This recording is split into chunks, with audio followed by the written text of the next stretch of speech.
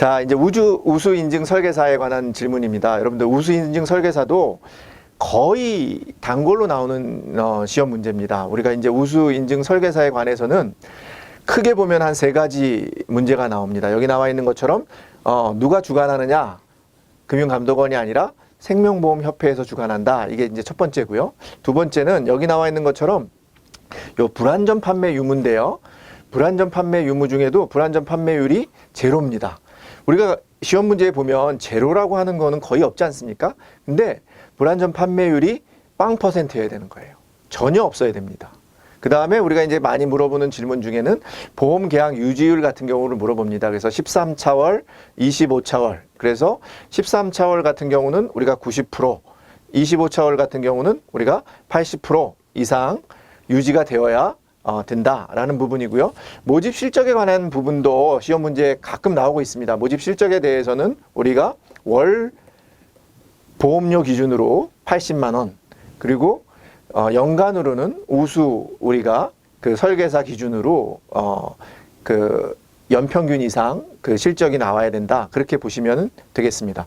그 다음에 보험 설계사의 근속 기간도 시험 문제에 자주 나오는데요. 이 부분은 많이 헷갈리게 나오고 있습니다. 그 어떤 부분으로 나오냐면은 이게 근속 기간이 3년 이상인데 이 자격 우수 인증 기간을 우수 인증 설계사 인증 기간이 3년이라고 해서 나오는 경우가 많이 있습니다. 3년이 아니라 우수 인증 기간은 1년으로 제한하고 있다. 꼭 기억하시면 좋을 것 같습니다. 다음에 하나 더 있는데요. 조금 전에 제가 설명드린 부분 중에 그러한 그 우수 인증 설계사 신청은 우리가 매년 3월이 아니라 매년 5월에 신청을 하게 돼 있고요. 그 다음에 이 신청자에 대해서 생명보험협회에서는 심사를 통해 가지고 4월 1일부터가 아니라 6월 1일부터 그 다음에 5월 31일까지 1년간 우수인증 설계사 인증을 부여하고 있다. 꼭 기억하시면 좋겠습니다. 다시 한번 꼭 기억하시는 거, 근속기간은 3년, 인증기간은 1년이라고 하는 거 꼭 기억하시면 좋겠습니다. 자, 52번 질문입니다. 우리가 이제 금융위원회는 소비자가 보험 가입 여부 확인을 위해 이렇게 되어 있습니다. 금융위원회 자체 아까 제가 말씀드렸어요. 금융위원회는 인허가라든지 아니면은 승인 같은 부분만 금융위원회입니다. 그리고 모집인 등록을 우리가 금융위원회에서 보험협회로 위탁을 해서 운영하고 있습니다. 요거 외에는 금융위원회의 정답이 나오지 않습니다. 여러분 그렇게 기억하시면 좋겠고요. 그래서 내보험 찾아줌이라고 하는 시스템을 운영하는 거 어디서 운영한다고요? 당연히 생명보험협회에서 운영하죠. 보험회사가 아닙니다. 왜냐하면은 보험회사가 될 수가 없는 게 자기 보험이 한 A라고 하는 보험회사만 가입한 게 아니라 여러 보험회사에 가입할 수 있기 때문에 여러 보험회사의 내용을 볼 수 있는 그런 그 제도가 되어 있는 곳이 생명보험협회라고 하는 곳이기 때문에 여러분들이 꼭 기억하시면 좋겠습니다.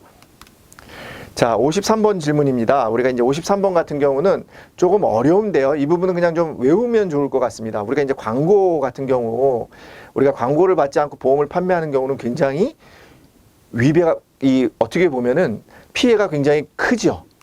피해가 굉장히 크기 때문에 왜냐하면 광고를 하게 되면 한 사람한테만 보험을 판매하는 게 아니고 굉장히 많은 다수에게 우리가 보험을 판매하는 거기 때문에 굉장히 위험합니다. 그죠? 그렇기 때문에 굉장히 제재하고 있는 금액이 굉장히 심하게 규제를 하고 있다. 그렇게 기억하시면 되겠습니다. 그래서 우리가 광고하는 경우에 대해서는 5천만 원이 아니라 1억 원 이하.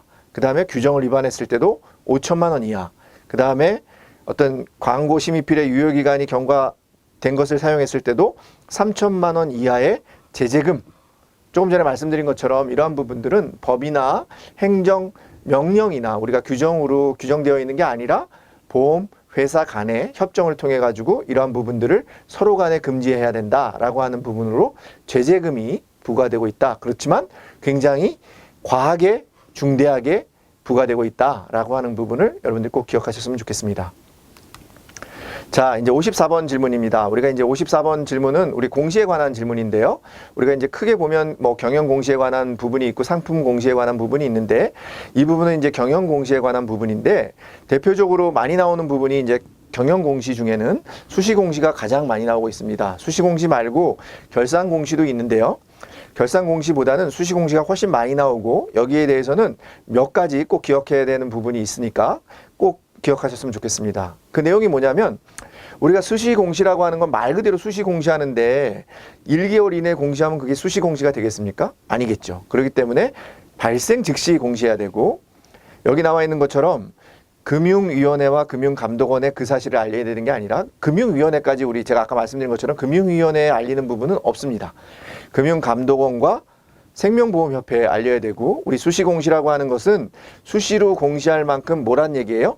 중요하다는 얘기입니다. 여러분들 중대하고 중요하다는 얘기입니다. 그렇기 때문에 여러분들이 내용을 잘 모르셔더라도 수시 공시에서 공시하는 내용이 아닌 것, 긴 것 이런 거 이제 문제가 나올 수 있는데요. 맞는 것 이런 문제가 나올 수 있는데 여러분들 수시 공시하면 뭐라고요?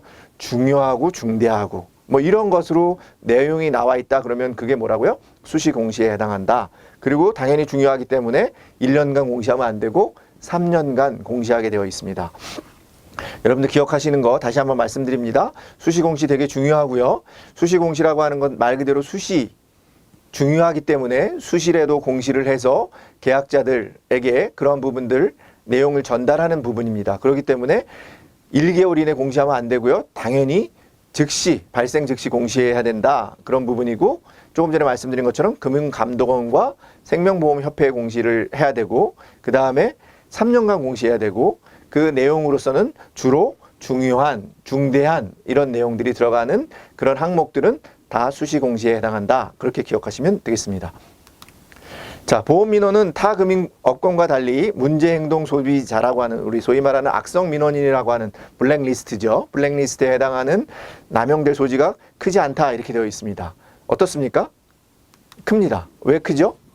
여러분들 우리 보험 계약의 원칙 중에 우리가 사행계약이라는 게 있습니다. 이건 미리 정해져 있는 게 아니라 장래 어떤 사고가 발생하면 보험금을 지급하기 때문에 문제행동 소비자가 악성 민원인이 아주 남용할 소지가 크죠. 왜냐하면 지금 일어난 게 아니라 자기들이 조작을 하게 되면 얼마든지 그러한 부분들을 크게 얻어낼 수 있는 사행계약의 특성을 가지고 있기 때문에 다른 보험상품, 다른 금융상품보다 보험상품은 훨씬 악성 민원인의 남용될 소지가 크다.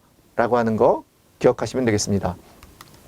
자, 56번 질문입니다. 우리나라의 금융민원 처리 체계상 금융회사를 거치지 않고 금융감독원에 바로 민원을 접수할 수 없기 때문에 이렇게 되어 있습니다. 우리나라는 어떻게 보면 그 보험 소비자 편입니다. 보험 금융사 편이 아니죠. 우리가 이제 그런 원칙 중에도 약간의 원칙이나 이런 것들을 보면 보험회사에게 불이익하죠. 불이익한 원칙이 있습니다. 그죠? 그런 것처럼 금융회사에 불리하게 되어 있어요. 그렇기 때문에 우리가 금융회사를 거치지 않고 금융감독원에 바로 민원을 제시할 수 없다 그러면 굉장히 불편하지 않겠습니까? 그래서 우리나라 같은 경우는 접수할 수 있습니다. 바로 접수할 수 있고 그래서 대다수의 보험 민원이 어디에 접수된다고요? 금융감독원에 접수된다. 여러분들 자주 틀리는 그런 그 지문 중에는 뭐겠습니까? 대부분은 보험 민원은 보험회사에 접수되고 있다. 이렇게 되고 있습니다. 그래서 여러분들 꼭 기억하셔서 금융감독원에 접수되고 있다. 기억하시면 좋겠습니다.